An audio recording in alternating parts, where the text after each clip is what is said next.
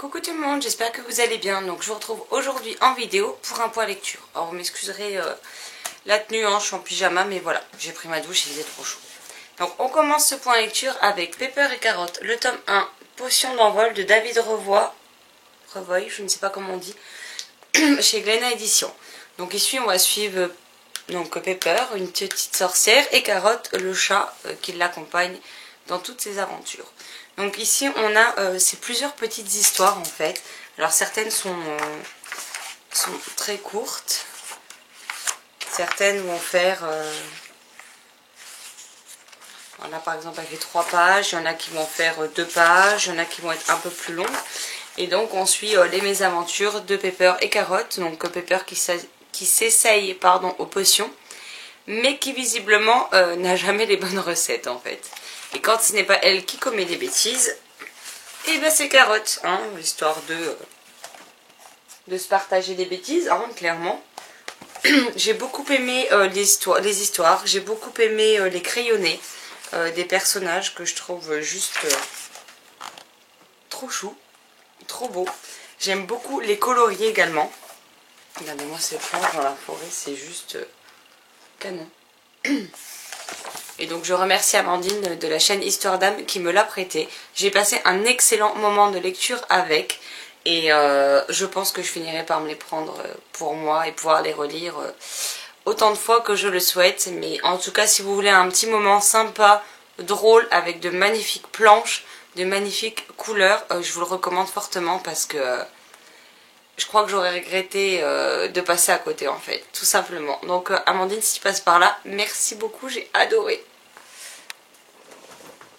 Ensuite, j'ai lu un album jeunesse, donc on a Le fabuleux voyage de Panda de Ulf Stark, ou Shark, je ne sais pas, Sophie Holmqvist et Anne-Catherine Sigrid Stalberg, je ne sais pas. Donc c'est publié chez Ikea, alors vous m'excuserez pour la prononciation des noms, hein, mais c'est pas ma spécialité. Donc ici on va suivre Petit Panda, donc qui vit avec sa maman dans la forêt. Et un jour sa maman entend les tronçonneuses et donc elle doit partir en quête d'un nouvel abri pour elle et son fils. Donc elle dit à son fils de se cacher, de l'attendre et de bien se nourrir en attendant qu'elle revienne le chercher.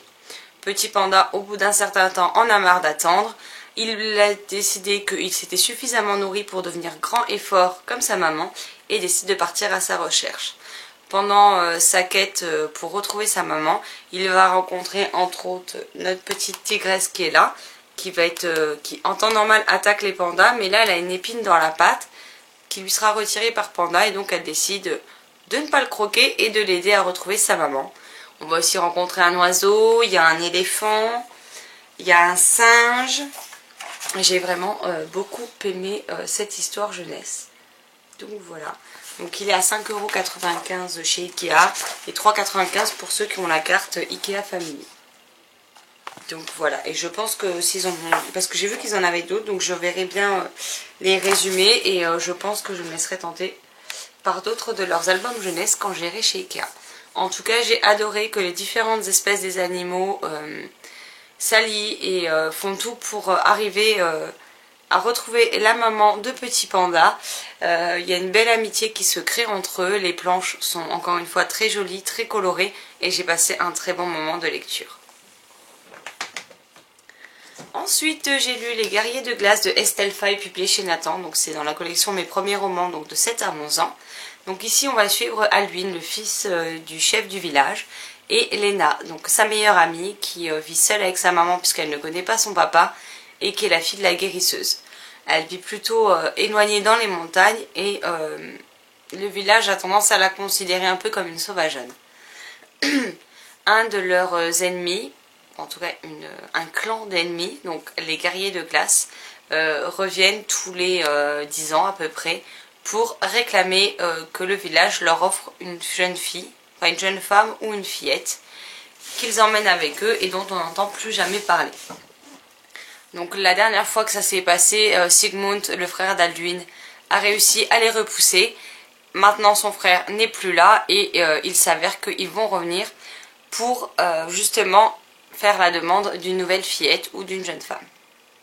Étant donné qu'elle n'a pas de père pour la défendre ou pour parler en son nom, les villageois veulent proposer Lena, puisqu'ils estiment qu'elle ne manquera pas à grand monde. Et le chef du village, donc le père d'Alduin, est d'accord avec ceci. Donc les deux enfants vont s'enfuir, ils vont essayer de sauver Lena à tout prix, de la cacher de façon à ce que les guerriers de glace ne la retrouvent pas, et que les villageois ne leur donnent pas surtout.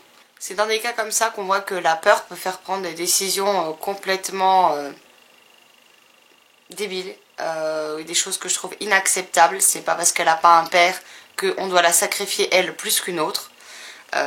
Les adultes, au lieu d'essayer de repousser les guerriers de glace, de mettre une stratégie en place, ben non, ils abdiquent, ils sont prêts à leur donner Lena et point barre. J'ai beaucoup aimé cette histoire, ma chronique est déjà disponible sur le blog. Alduin et Lena sont vraiment des meilleurs amis, ils ont vraiment une tendresse et une complicité entre eux qui fait plaisir à voir. Et dans leur fuite, ils vont rencontrer donc un jeune homme qui était sergent dans l'armée, qui a quitté l'armée, et qui va les prendre sous son aile et les aider du mieux qu'il puisse. Du mieux qu'il peut. Enfin bref, vous m'avez compris, hein, c'est la fin de la journée, je suis rentrée du boulot. Donc voilà, hein, on va pas aller plus loin dans les explications. En tout cas, j'ai beaucoup aimé les personnages, j'ai beaucoup aimé ce qui se cache derrière les guerriers de classe, puisqu'on l'apprend. Hein. Ce tome a une vraie fin, même si j'espère qu'il y aura une suite. Bon, il n'y a rien de précisé, mais je ne désespère pas que ce soit qu'il y ait au moins un deuxième, voire un troisième tome. Et franchement, je vous le recommande, que vous soyez adulte ou dès 7 ans. Je pense que c'est une histoire qui pourra beaucoup vous plaire. Les dessins sont de Nancy Pena. Je vais vous montrer quelques illustrations qu'on a. Donc c'est toujours dans des tons sombres avec des touches de rouge.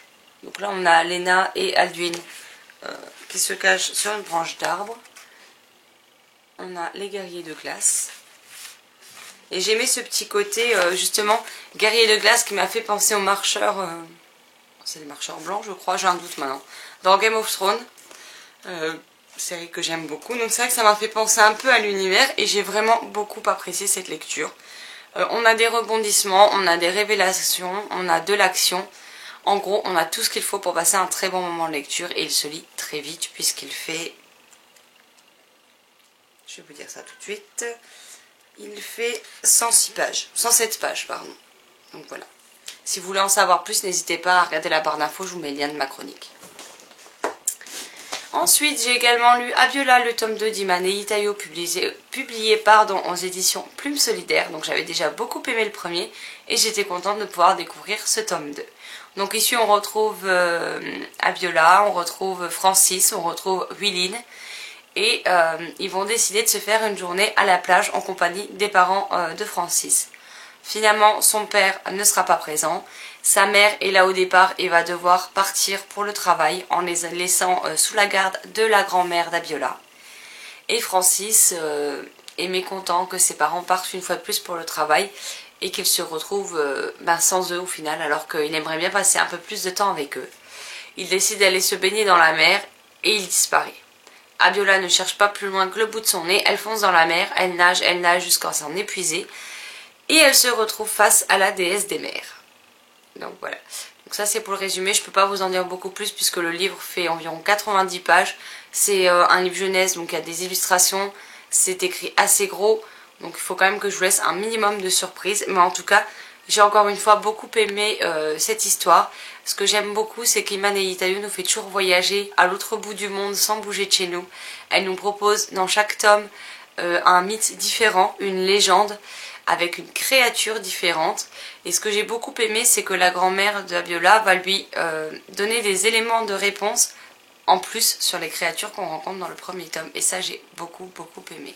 En tout cas, j'ai hâte de lire la suite. Ça me déplairait pas qu'il y ait encore plusieurs tomes, hein, soyons honnêtes, surtout que là, il se passe quelque chose et on sait très bien qu'il y aura une suite. Après, il y a une vraie fin en elle-même, hein, il n'y a pas de souci là-dessus, mais ça ouvre des possibilités par la suite et je suis très curieuse de découvrir tout ça.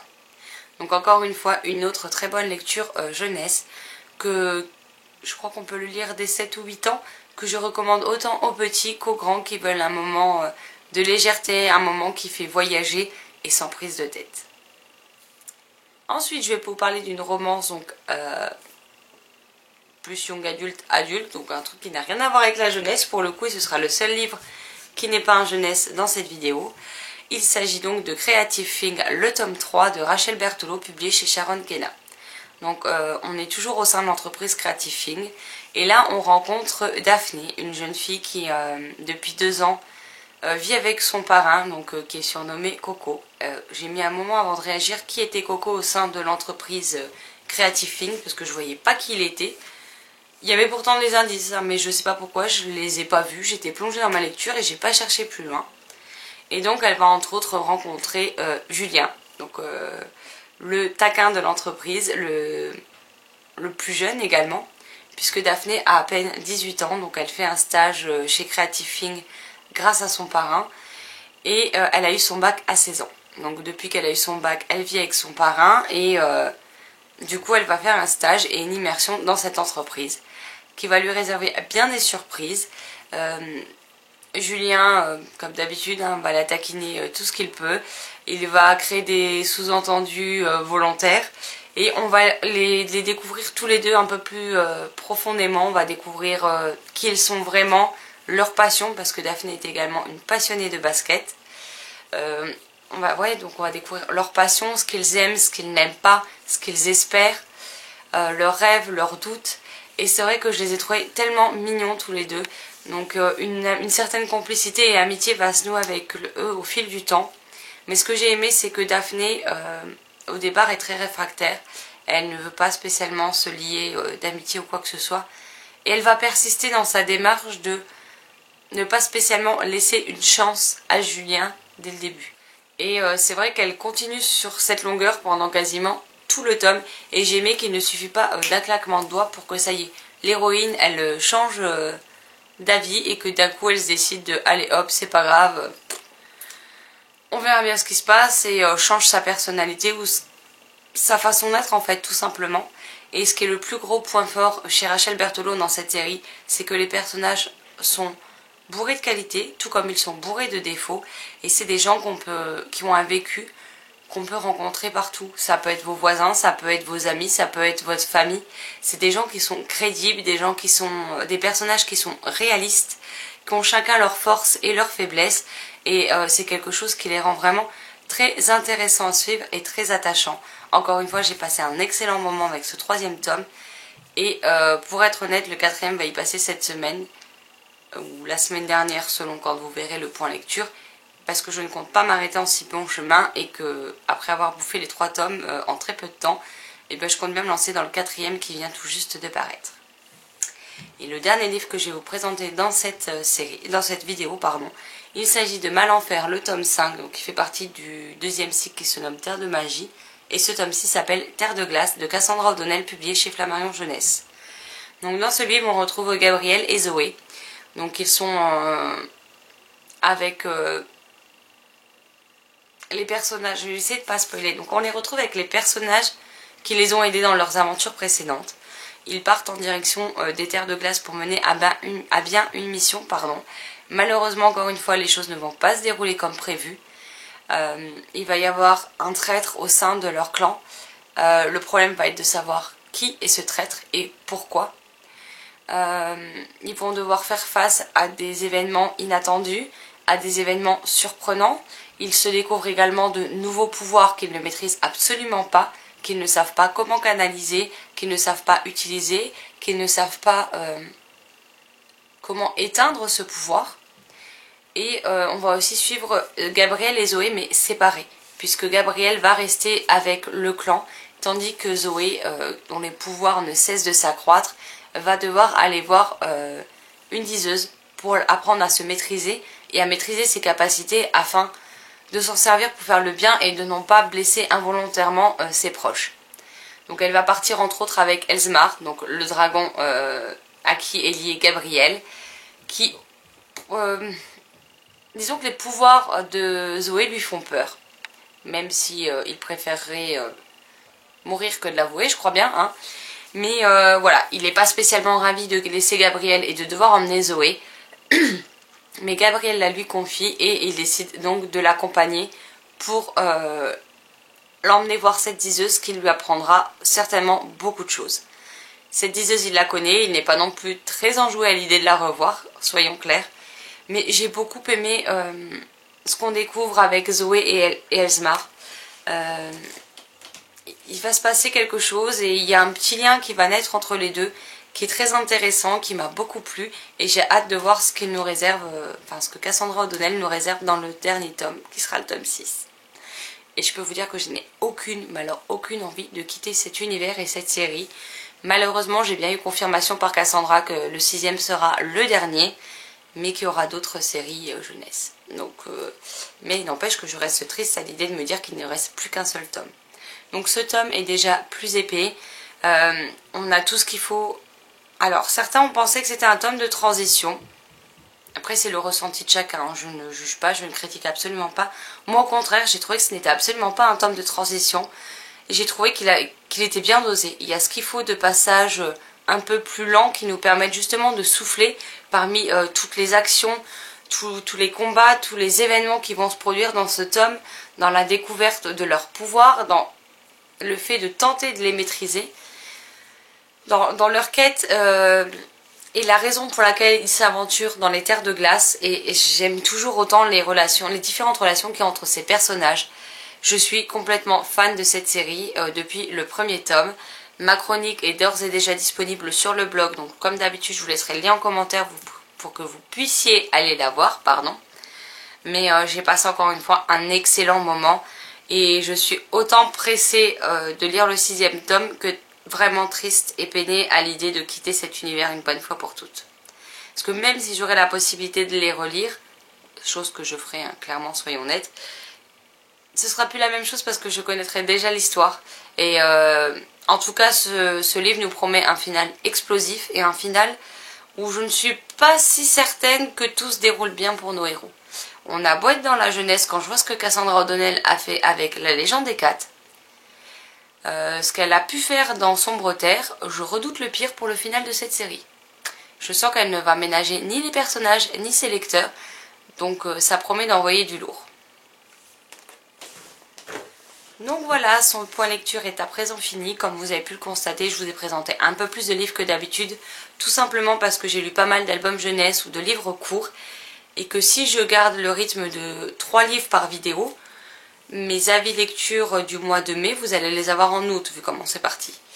Donc voilà, donc je préfère en mettre un petit peu plus dans les 2 prochaines vidéos, donc celle que vous avez vue normalement précédemment et celle-ci, de façon à me remettre d'aplomb, et après je les tournerai, dès que j'ai 3 livres je les tournerai, parce que là j'ai accumulé un peu de retard. Et si vraiment il y a trop de points lecture, et ben dans ce cas-là, au lieu d'en mettre un, je vous en mettrai 2 par semaine avec 3 titres.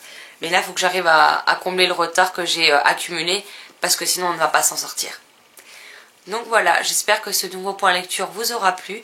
N'hésitez pas à me dire en commentaire si certains de ces titres vous font envie. Si vous les avez lus, ce que vous en avez pensé.